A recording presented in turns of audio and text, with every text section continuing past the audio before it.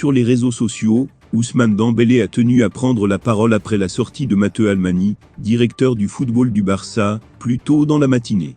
Ce matin, Matteo Almani a surpris tout le monde. Plus tôt en ce mois de janvier, il avait été interrogé sur le cas Dembélé, mais jamais il ne s'était montré aussi tranchant. Le message est clair pour le Français. S'il refuse toujours de prolonger, et ne part pas, il ne jouera plus pour le club catalan. De quoi mettre pratiquement fin à un feuilleton qui commence à en agacer plus d'un à Barcelone. Depuis des semaines déjà, tout le monde s'exprime. Les dirigeants du FC Barcelone, Xavi, l'agent du principal concerné, des journalistes, mais il manquait la parole la plus importante, celle du joueur. Et elle est arrivée cet après-midi, via une publication postée sur les réseaux sociaux. Il explique notamment se concentrer uniquement sur le football, et en avoir ras-le-bol des on-dit sur sa situation. J'interdis à quiconque de faire croire que je ne suis pas impliqué dans le projet sportif, écrit-il notamment, en réponse évidente aux propos de Matteo Almani ce matin, quand ce dernier expliquait qu'il ne voulait pas de joueurs pas impliqués dans le projet barcelonais. Je me suis toujours donné à fond pour mes coéquipiers, ainsi que pour l'ensemble des supporters, et ce n'est pas maintenant que cela s'arrêtera. Je ne suis pas un homme qui triche, et encore moins un homme qui a pour habitude de céder au chantage, ajoute-t-il dans des propos assez forts. Toujours est-il que sa sortie médiatique ne répond pas forcément aux questions que les fans barcelonais et même les amateurs de football de façon générale se posent. On devrait cependant rapidement être fixé, alors que le bras de fer entre les deux parties va assurément continuer. Bonjour à tous, depuis 4 ans, je n'ai fait que lire des choses dites à mon sujet sans prendre la peine de me justifier. Depuis 4 ans, la calomnie est fréquente. Depuis 4 ans, on parle à ma place, on ment honteusement avec pour seul but, l'intention de me nuire. Depuis 4 ans, j'ai fait le choix de ne jamais répondre, de ne jamais me justifier. Était-ce une erreur? Assurément. À compter d'aujourd'hui, cela est terminé. À compter d'aujourd'hui, je vais répondre avec sincérité, et sans céder à quelconque chantage. J'ai 24 ans, et comme tout homme, j'ai des défauts, des imperfections. J'ai connu des moments complexes, des blessures, j'ai été touché par la Covid. Sans le moindre entraînement, le coach a fait appel à moi et j'ai toujours répondu présent, sans sourciller. Répondre présent tout bonnement, comme je l'ai toujours fait, car c'est ma passion. Pleinement, je mesure la chance de faire le plus beau métier au monde. Par ailleurs, mon message est limpide. J'interdis à quiconque de faire croire que je ne suis pas impliqué dans le projet sportif. J'interdis à quiconque de me prêter des intentions que je n'ai jamais eues.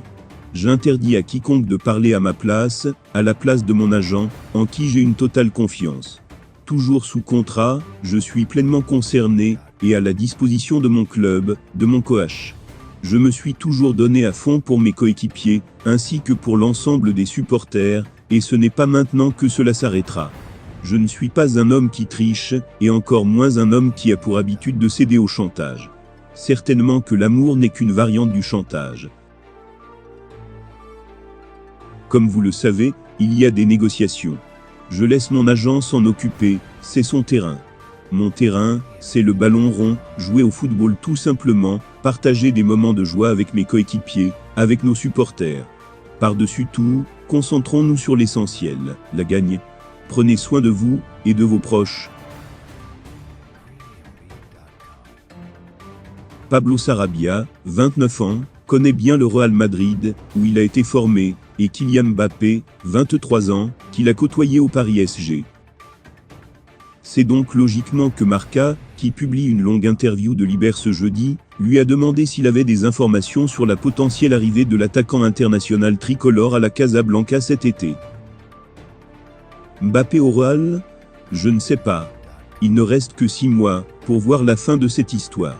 Cela fait longtemps que ça dure, depuis que je suis arrivé au PSG. Il y a toujours eu des rumeurs, mais je n'en ai aucune idée. La seule chose que je peux faire, c'est lui souhaiter le meilleur. On blaguait tout le temps avec lui sur le Real Madrid, mais de là à ce qu'il y ait quelque chose de plus, il ne l'a jamais dit.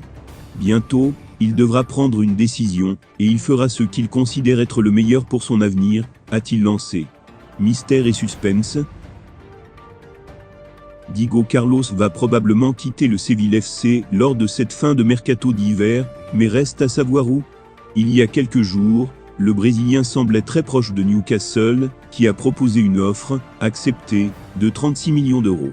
Tout portait à croire que les Magpies allaient s'offrir les services du défenseur. Seulement cette avancée du dossier a fait réagir un autre club anglais et un italien. C'est Sky Sport qui dévoile cette information, sans dévoiler l'identité des deux nouveaux concurrents. Le média indique tout de même que la formation de Premier League a aligné la même offre que Newcastle, tandis que celle de Serie A a sans doute mis un peu moins d'argent sur la table.